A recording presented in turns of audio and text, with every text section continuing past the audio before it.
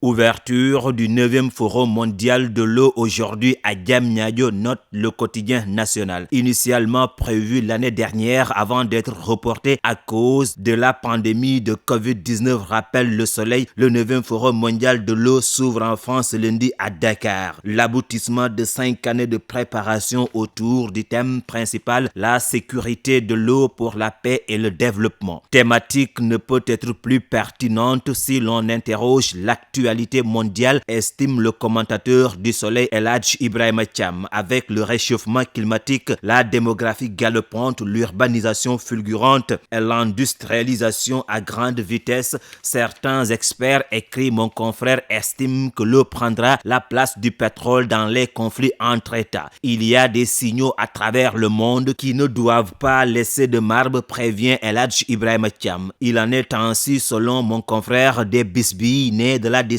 de l'Éthiopie de construire sur le Nil le grand barrage de la Renaissance. L'Égypte et le Soudan ne l'entendent pas de cette oreille. Au Moyen-Orient, la Turquie, l'Irak et la Syrie se chamaillent régulièrement à propos du Tigre et de l'Euphrate, explique encore mon confrère du quotidien national qui ouvre un large dossier ce lundi sur les problématiques liées aux liquides précieux dans le monde et particulièrement au Sénégal, d'où le titre à sa une, l'eau dans tous ses états. Entre solutions structurelles et conjoncturelles, la politique hydraulique du Sénégal dans cette décennie relève. Le Soleil a vu l'État consentir d'importants investissements tant en milieu urbain que rural. Reste maintenant à savoir s'il y a eu l'efficacité et l'efficience escomptées. Réponse dans le dossier du Soleil à lire de la page 12 à 16. Toujours sur la question de l'eau au Sénégal, Vox Populi évoque les enjeux et les défis de l'eau pour les ruraux sénégalais posés par le Conseil national de concertation et de coopération des ruraux